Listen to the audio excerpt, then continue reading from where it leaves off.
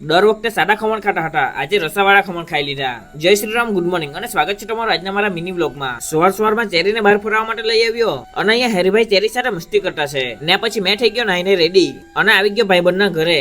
ભાઈબંધના ઘરે છોટા ઉસ્તાદને મળીને અમે નીકળી આવ્યા ચીખલી આવવા માટે અને ચીખલીમાં આવેલ રુદ્રનાથ આલુપુરી અને ખાવસા ચોક પર ખાધા રસાવાળા ખમણ. ભાઈ સાહેબ એકદમ જોરદાર ટેસ્ટ લાગ્યો. તમે સાદા ખમણ કે પછી વઘારેલા ખમણ તો ખાધા જ હશે, પણ કોઈ દિવસે રસાવાળા ખમણ ની ખાધા હશે.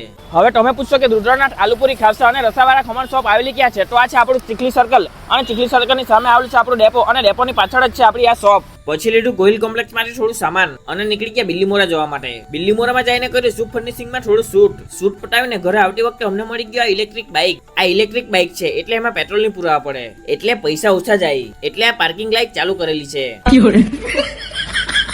અને ભાઈ સાહેબ આ પાર્કિંગ કેવું જો વચમાં ટુ વ્હીલ પર નહીં નીકળે. પછી ચીખલી લીધો ઘર માટે લગાવવા માટે પાઇપ અને ચેરી માટે થોડું ખાવાનું. ત્યાર પછી આવી ગયો ઘરે. અને શું તમને ખબર છે, હવે જો તમે એટીએમ ઘરે ભૂલી ગયા હોય તો પણ તમારાથી ગૂગલ પે અથવા ફોન પે માંથી પણ એટીએમ માંથી પૈસા ઉપાડાશે. પછી બિટ્ટુ સાથે ચીખલી નીકળી ગયા અને બિટ્ટુને હોસ્પિટલ પર મૂકીને મેં નીકળી આવ્યો ઘરે આવવા માટે. ઘરે આવવા પહેલા કરાવ્યું એક્ટિવાનું પેટ ફૂલ. અને અહીંયા ચાલે છે ભમરડાની રમત. અમે પણ નાના હતા ત્યારે આ રમત બહુ રમતા. તમે રમ્યા છે કે નથી રમ્યા એ કમેન્ટ બોક્સમાં કમેન્ટ કરી દેજો. અને અહીંયા ચાલે છે ક્રિકેટની પ્રેક્ટિસ અને હમણાં આપણી ચેરી બહાર ભાગી ગઈ છે તો હેરીભાઈ એને બોલાવે છે.